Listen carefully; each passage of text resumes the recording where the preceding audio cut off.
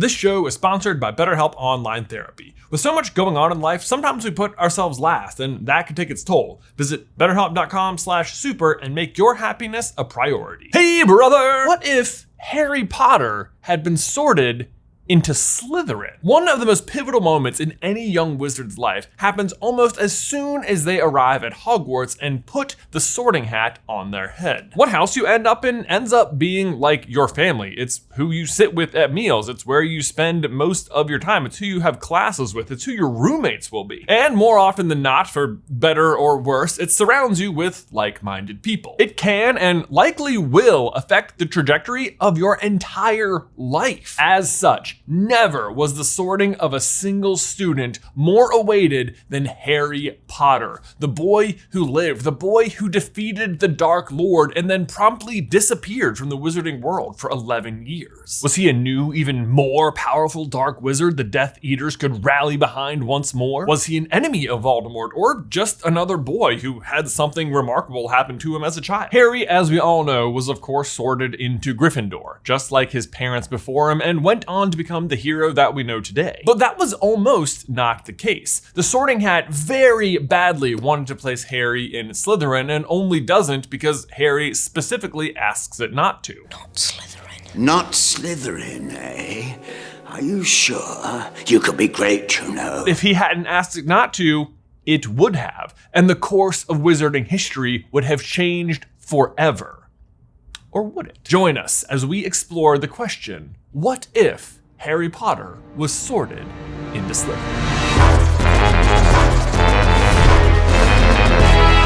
Slytherin! But hey, real quick, while we're talking about green-themed common rooms, I should tell you we have a brand new candle available over at CarlinBrothersCoffee.com. Our common room green candle with notes of tobacco, parchment, and leather. This is sure to be a new favorite. And as always, each candle comes with a special edition charm to discover at the bottom when you burn the rest of the candle away. But of course, we're not going to tell you what the charm is. You're just going to have to wait and see. Get your common room green candle today at CarlinBrothersCoffee.com. Okay, so what happens if Harry is sorted into Slytherin instead of Gryffindor? Would this one change have altered the future of the entire world? Because it very nearly comes to pass. Dumbledore famously tells Harry in Chamber of Secrets when he's questioning whether or not he truly belongs in Gryffindor, "It is our choices, Harry, that show what we truly are, far more than our abilities." And the choice he is specifically referring to here is Harry's choice to ask the sorting hat to not put him in Slytherin, which is the reason he ends up in Gryffindor. If not for that choice, he would be in Slytherin. Slytherin! So we asked ourselves, what caused Harry to make this choice? Because even that almost doesn't happen. Turns out it can all be traced back to two conversations Harry has before he arrives at Hogwarts. One with Hagrid and one with Malfoy. Hagrid, of course, tells Harry that there's not a Witcher wizard who went bad who wasn't in Slytherin, and that you know who himself was in Slytherin. And he tells him all this right on the heels of telling Harry how his parents died and who killed them. So we say Harry narrowly missed out being unsorted into Slytherin, but that is in fact a really, really good reason to ask the hat to not put him in Slytherin. But the only reason Slytherin comes up at all in the conversation he has with Hagrid is because of a conversation he had earlier in the day with Draco when he meets him at Madame Malkin's robe shop. At this first chance encounter, Draco has no idea who he's talking to, that this is the Harry Potter. And as such, he is being as snobby and entitled and as condescending as ever. But over the course of the conversation, he asks Harry which house he thinks he'll be in and reveals that his entire family has been in Slytherin and that he'd probably leave if he was sorted into Hufflepuff.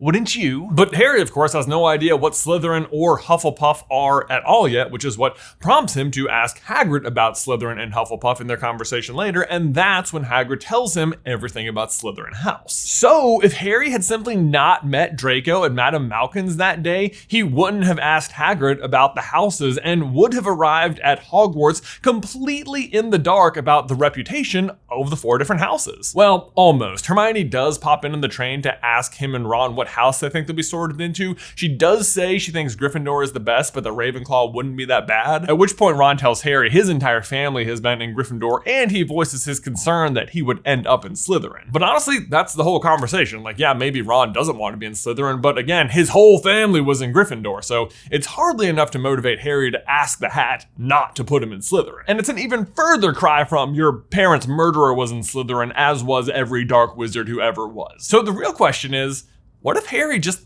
hadn't met Draco in the robe shop that day? Well, he would still know about Voldemort and that Voldemort's the one who killed his parents, but he would not have any extra information about the houses or that Voldemort was in Slytherin. But otherwise, I think pretty much everything else plays out the exact same. Harry still goes back to the Dursleys, he still runs into the Weasleys at platform 9 3/4, and he still sits with Ron on the train on the way to Hogwarts, who he becomes immediately good friends with. We'll take the lot. Whoa. Importantly though, he would still have this interaction with Draco on the train. You'll soon find out that some wizarding families are better than others, Potter. You don't want to go making friends with the wrong sort. I can help you there. Yeah, so in the movies that happens at the castle, but in the books and the train. Doesn't really matter. Either way, the point is, even if Harry doesn't meet Draco at Madame Malkin's, he will still meet and dislike Draco and still meet and become friends with Ron before any sorting happens. The difference is that come sorting time, he won't have enough ammunition in his head to muster up the request, not Slytherin. You could argue that he'd want to end up in the same house as Ron, but because they sort alphabetically, he wouldn't actually know which house Ron was going to end up in yet. And besides that, even in the main storyline, after he's heard several good things about Gryffindor, he's still not requesting that the Hat put him in Gryffindor, just not Slytherin. So in our made up scenario, Harry now arrives to the Sorting Hat with no preconceptions about the other houses, doesn't request not to be in Slytherin, and so gets sorted into Slytherin. How do you think the Great Hall would have reacted? We know for sure that the entire Great Hall is waiting with bated breath to see where Harry Potter will be sorted, and we actually know from Snape, way ahead in Half-Blood Prince, what Harry's reputation was amongst the Death Eaters when he first arrived at Hogwarts. I should remind you that when Potter first arrived at Hogwarts, there were still many stories circulating about him. Rumors that he himself was a great dark wizard, which was how he had survived the Dark Lord's attack. Indeed, many of the Dark Lord's old followers thought Potter might be a standard around which we could all rally once more. It wouldn't surprise me at all if many of the older Slytherin students were aware that this was going to be the year Harry Potter arrived and what his placement in Slytherin might mean. For many of them, Harry being sorted in Slytherin would be confirmation that he was Voldemort's second coming, and I imagine he would get a very warm welcome. Excepting, of course, for his brand new classmate who just made enemies with him on the train and thought this would be his year to be the next big thing to happen at Hogwarts, Draco Malfoy. Draco, if you just kept your mouth shut on the train and waited to introduce yourself until after you knew you and Harry were in the same house, maybe you actually could have been friends.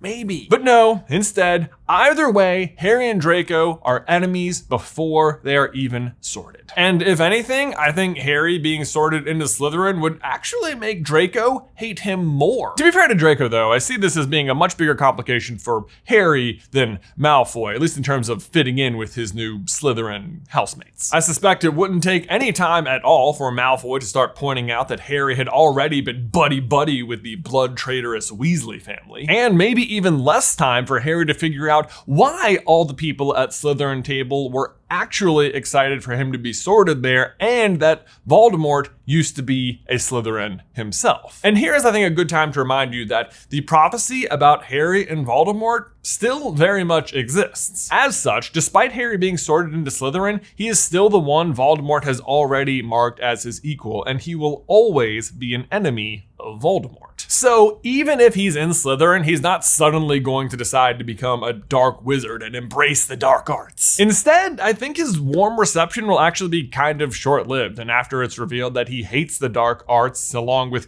Draco actively trying to smear his name, I think Harry's going to find himself as a bit of an outcast inside his own house. But not to worry, Harry won't be entirely friendless, because don't forget, he still had the train ride with Ron, who would of course still be in Gryffindor. Gryffindor! Gryffindor! Now granted, 11-year-old Ron, not always the best. He's kind of mean to Hermione sometimes and might hold Harry's sorting against him.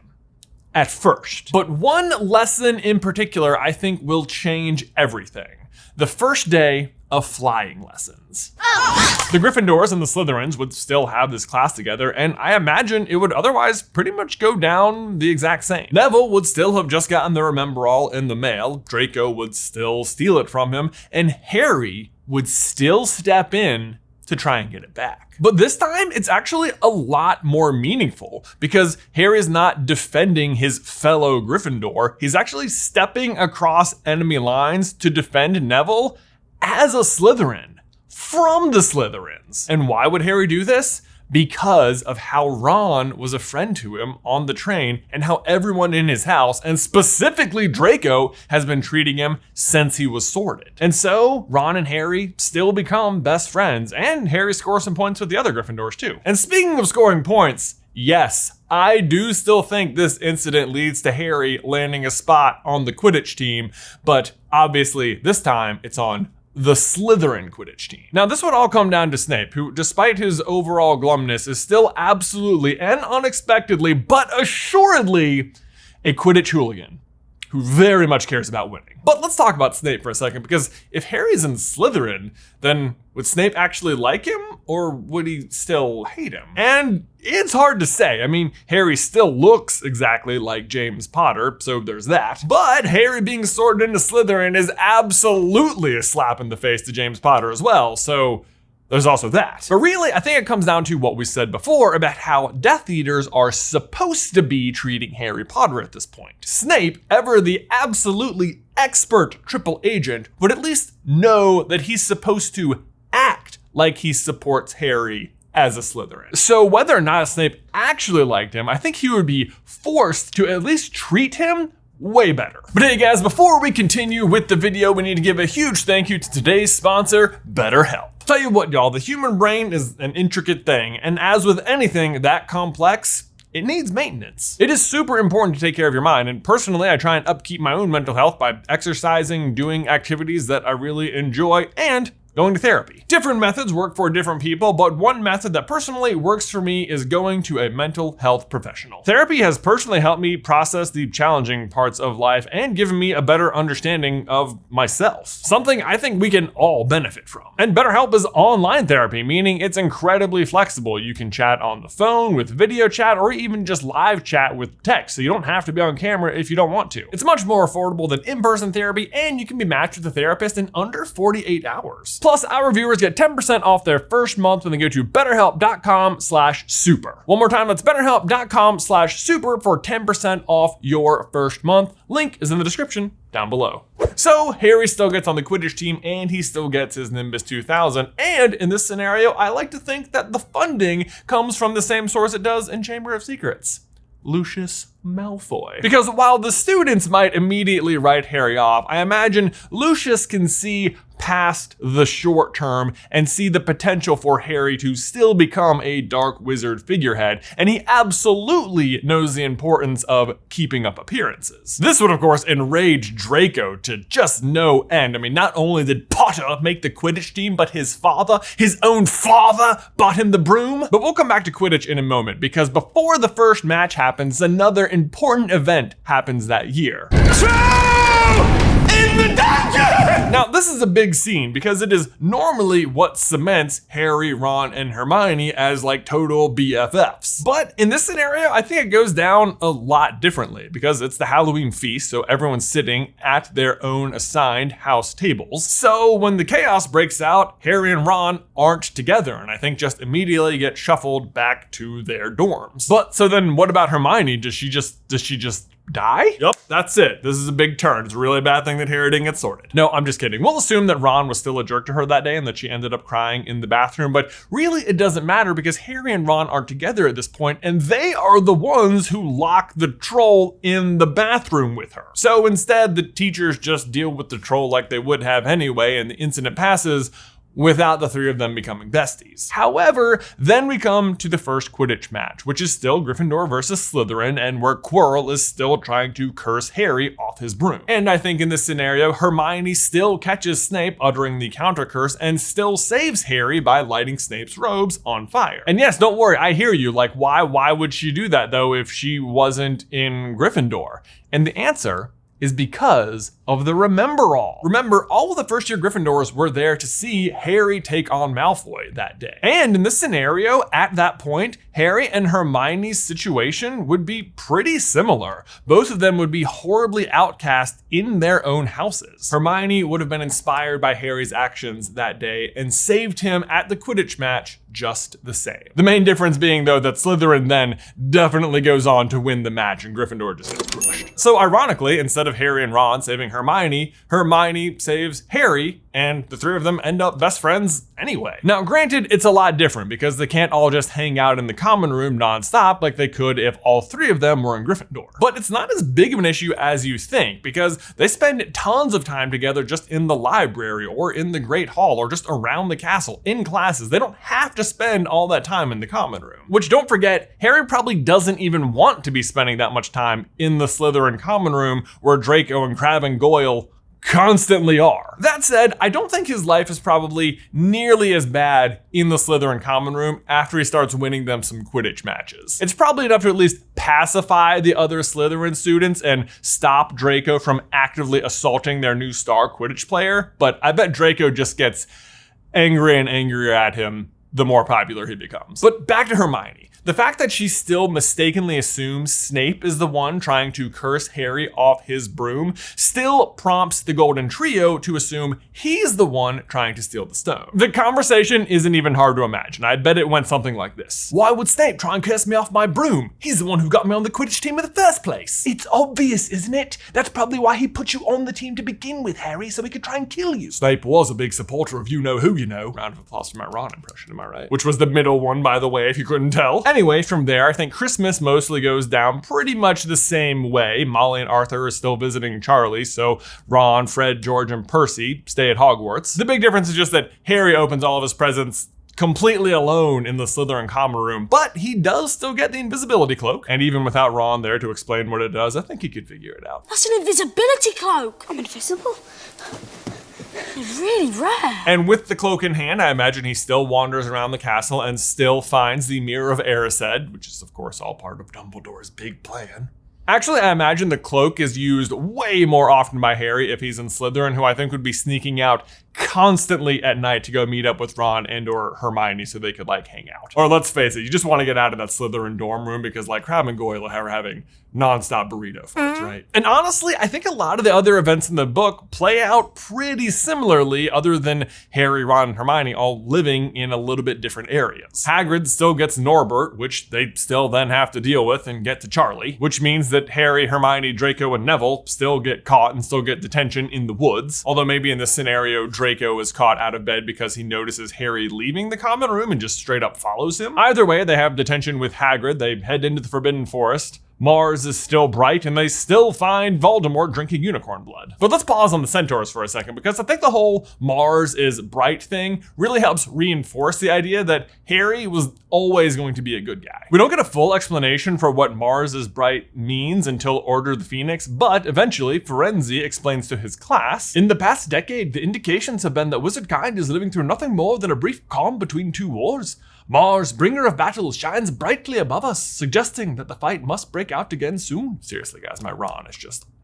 No, that was Firenze. But as he says, the indications have been there for over a decade, meaning things have been in motion long before Harry was sorted. But anyway, they still think Snape is a bad guy, still go through the trapdoor, and still defeat the obstacle course. Not me, not Hermione, you. It's possible that because Harry was sorted into Slytherin, that Voldemort leans on that really heavy to try and recruit Harry to his cause. But either way, I don't think it works. Harry still gets the stone and defeats Quirrell. As Dumbledore says, though, what happened down in the dungeons between you and Professor Quirrell is a complete secret. So, naturally, the whole school knows. That sentiment would remain true, so Harry's second defeat of Voldemort would become pretty common knowledge pretty quickly. Which, if Harry is in Slytherin, does have a slightly different effect. Namely, that any support he was getting from Death Eaters who thought he might be the second coming of Voldemort would pretty much immediately stop now that his true colors had been revealed. The other big change is that Slytherin definitely wins the House Cup. Of course, it's impossible to know how the point totals would shake out if Harry was in a different house, but assuming they're roughly the same, Slytherin is up 472 to Gryffindor's 312. And typically it's Ron and Hermione's 50 points, Harry's 60, and Neville's 10 that tips Gryffindor into the lead. In this scenario, Ron and Hermione would still get 100 points for Gryffindor. It's hard to say if Neville would have been involved at all, but even if he was, doesn't really matter because Harry's 60 points would still make the final total Gryffindor 412, Slytherin 522. And let's be real, if Harry was playing Quidditch for them and winning them all the games, Slytherin would already have such a massive lead anyway that it just wouldn't matter. So Harry would end the year winning the House Cup for Slytherin, but probably not having any pride at all for his house. That'll come next time. That is, of course, when Hagrid would give him the photo album revealing that his own parents, James and Lily, were actually in Gryffindor. And it's hard to know how that would make Harry feel. Like, would he be comforted knowing that he made really good friend choices with Ron and Hermione who were in Gryffindor? Or would he feel really alone because he wasn't in Gryffindor? Or like maybe the Slytherins were actually right. Maybe there is something dark about him that he doesn't know. I mean, he did just kill a man with his bare hands. And that is Harry's first year if he sorted into Slytherin. We honestly had no idea where the story was going to end up when we started down this path, and I was kind of surprised at how many things still ended up going down the way they did, but I also really like some of the ways it changes things. Like if Harry's in Slytherin from the beginning, then it starts bridging the gap between Slytherin and Gryffindor almost immediately rather than driving the wedge even further. It also made me feel like the Golden Trio is just destined to become the Golden Trio, which is kind of comforting. But if you're wondering what happens from there, what happens in Chamber of Secrets, well, don't you worry, we are just getting started. And year 2 is where things get really interesting. Spoilers, Harry's pretty concerned he's the heir of Slytherin when he's in Gryffindor. Imagine how he's gonna feel when he's in Slytherin. If you want to make sure you don't miss out on any of the rest of this series, make sure you click that bell and subscribe. If you would like to see the entirety of Dumbledore's big plan and how he was pulling the strings on Harry for his entire life, you can check out this video right here. But otherwise, until next time, Ben, I will see you in another life, brother.